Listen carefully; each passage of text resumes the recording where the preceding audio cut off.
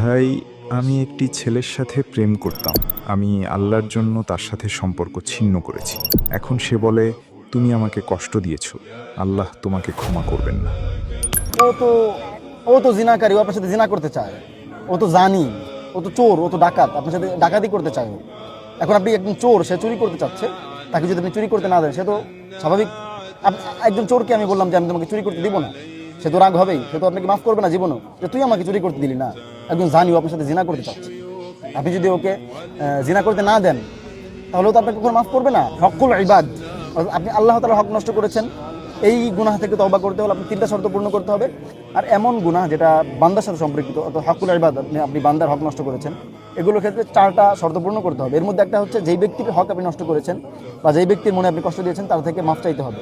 তো অনেকে চিন্তা করে যে এত বছর রিলেশন করলাম, এত ভালো সম্পর্ক আমাদের, তো ও তো, আমি যদি ওকে কষ্ট দিই বা ওকে ছেড়ে চলে আসি বা রিলেশনটা যদি শেষ করে দিই এখানে, তাহলে তো কেমন যেন আমি গুনাহ করলাম, ওর মনে কষ্ট দিলাম, ও তো আমাকে কখনো মাফ করবে না। আমাকে বলেন, ও তো জানি ও তো আপনার সাথে জেনা করতে চাচ্ছে, ছেলে হোক মেয়ে হোক যাই হোক, যদি ছেলে চায় যে আপনার সাথে সম্পর্ক টিকিয়ে রাখবে, মেয়ে যদি চায় আপনার সাথে সম্পর্ক টিকিয়ে রাখবে, ও তো জিনা করতে চাচ্ছে। জানিও ও তো কবিরা গুনাহগার, ও তো মারাত্মক গুনাহগার, ওর কবরে তো আযাব হবে, ও তো জানি। ও তো চাচ্ছে আপনার সাথে জিনা করতে, চোখের জিনা হোক, মুখের জিনা হোক, কানের জিনা, যে কোনো জিনা হোক, হাতের জিনা, যে কোনো অঙ্গের জিনা হোক, সে জিনা করতে চাচ্ছে। সে জিনা করতে চাচ্ছে। চোখের জিনা হচ্ছে দেখা, কানের জিনা হচ্ছে শোনা। বুঝেন নাই ব্যাপারটা? সে আপনার সাথে জিনা করতে চাচ্ছে, আপনি দিচ্ছেন না। এবং চোর, সে তো চুরি করতে চাইবে, আপনি চুরি করতে না দিলে সে তো রাগান্বিত হবেই। এখন যদি আপনি কল্পনা করেন, ভাই চুরি করতে দিলাম না, চোর তো আমাকে মাফ করবে না, তো আমি কেমন যেন চোরের মন ভাঙলাম, চোরকে চুরি করতে না দিয়ে আমি চোরের মন ভাঙলাম। তো এই যে মন ভাঙার কারণে আমার তো আসলে মসজিদ ভাঙার গুনাহটা হবে, আল্লাহ তাআলা তো আমাকে মাফ করবেন না। তো এরকম না। এই যে তওবা কবুল হবে না, মানুষের হক নষ্ট করা বলতে কি, আপনি কারো টাকা নষ্ট করেছেন, কাউকে না হক, হ্যাঁ, আপনি থাপড় দিয়েছেন, মেরেছেন, এমন জিনিস, এইগুলো তো এর মধ্যে ঢুকবে না। তো কমন সেন্সের ব্যাপার, বুঝেন না কেন? ও যে আপনাকে ক্ষমা করবে না বলেছে, ও তো জানি, ও তো জিনাহগার, ও তো গুনাহগার, ও তো কবিরা গুনাহ করছে, ও তো মারাত্মক লেভেলের গুনাহগার, ও তো চাইবে না, ও তো চোর, ও তো ডাকাত, বললাম না, ও তো ডাকাতি করতেছে, ও আপনার ইজ্জত লঙ্ঘন করতেছে। আপনি পবিত্র, আপনার পবিত্রতা সে নষ্ট করতে চাচ্ছে, বুঝেন নাই মনে করে, সে আপনার পবিত্রতা নষ্ট করতে চাচ্ছে। এখন আপনি যদি তাকে পবিত্রতা নষ্ট করতে না দেন এবং এতে সে যদি রাগান্বিত হয়, এটা সমস্যা নাই। এতে আল্লাহর কাছে আপনার আরো মূল্য বাড়বে, আল্লাহ মাফ করবেন, আরো বেশি করে মাফ করবেন আপনাকে, যে আপনি এত বড় একটা পরীক্ষার মধ্যে দিয়ে যাচ্ছেন। আপনি একটা হারাম রিলেশনশিপ থাকা সত্ত্বেও আপনি নিজের উপর বোঝাপড়া করে, যে অমুক কষ্ট পাবে, তমুক কষ্ট পাবে, অমুক কী বলবে, তমুক কী বলবে, এগুলো বোঝাপড়া, নিজের উপর বোঝাপড়া করে আপনি ফিরে এসেছেন। এতে আপনার মর্তবা আরো বলুন হবে, আরো বেশি সব পাবেন, আল্লাহ তাআলা আপনাকে আরো বেশি করে মাফ করবেন, সব বেশি পাবেন। এতে ভয় নাই কোনো।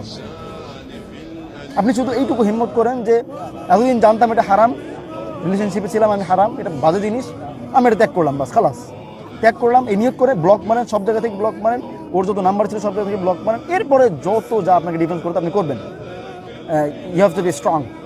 আপনাকে স্ট্রং হতে হবে যে না, আমি হারাম তো করবো না, খালাস, এটা হারাম, আমি করবো না, বাস খালাস। এরপরে যত ঝামেলা ফেস করতে আপনি করবেন। আল্লাহ, কেউ আপনাকে জিনার জন্য ডাকলে আপনি বলবেন ইন্নী আখাফুল্লাহ, শব্দটা শিখে নেন, বলবেন ইন্নী আখাফুল্লাহ, আমি আখাফুল্লাহ, আমি আল্লাহকে ভয় করি। কেউ আপনাকে বাজে কাজের জন্য ডাকে, যদি কেউ আপনাকে প্রেমের প্রস্তাব দেয়, ছেলেকে দেয় মেয়ে, অথবা মেয়েকে দেয় ছেলে, যেই যাকে দেয়, আপনি মনের মধ্যে স্পিড করে নেবেন ইন্নী আখাফুল্লাহ, আমি আল্লাহকে ভয় পাই, আমি জিনা করতে পারবো না, হাতের জিনা, পায়ের জিনা, অমুকের জিনা, তমুকের জিনা আমি করতে পারবো না। যা করেছেন একটা হলো আগে করেছেন, তওবা করেন। যত বাধা বিপত্তি আছে আপনি নগদ ব্লক মারবেন, আগে যা করেছেন খালাস, সব খালাস, আল্লাহ মাফ করে দেবেন ইনশাআল্লাহ। তবে যদি পরবর্তীতে যদি না করেন, এর ব্যাপারে একটু জিরো টলারেন্স, কোনো টলারেন্স রাখা যাবে না।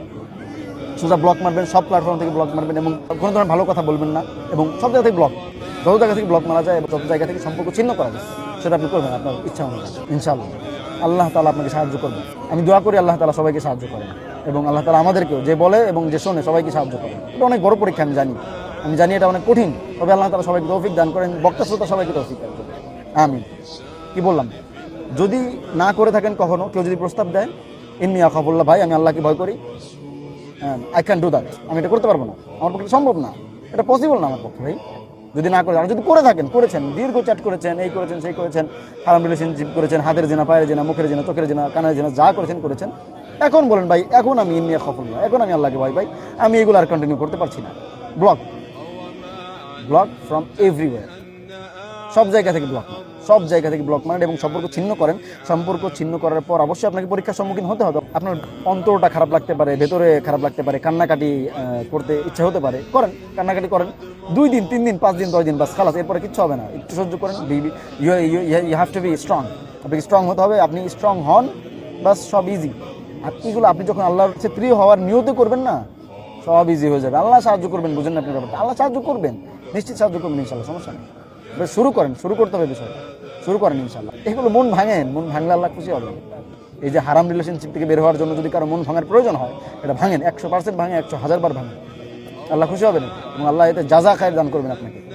আল্লাহ আপনাকে উঁচু মাকাম দান করবেন ইনশাল্লাহ, এবং আল্লাহ আপনাকে ইমানের যে জজবা, ইমানের যে স্বাদ, সেটা দান করবেন ইনশাল্লাহ।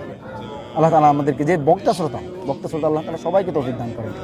আল্লাহ, আমি এমন একটা মাকামে বসে বলছি এই কথাগুলো, আল্লাহ যে বলছে তাকে আল্লাহ আপনি তৌফিক দান করেন, যারা শুনছে আল্লাহ প্রত্যেককে আপনি, কারণ সবাই এখন এই গুনায় লিপ্ত, সবাই। আল্লাহ তাআলা সবাইকে গুনাহ থেকে বাঁচার তৌফিক দান করেন। আসসালামু আলাইকুম।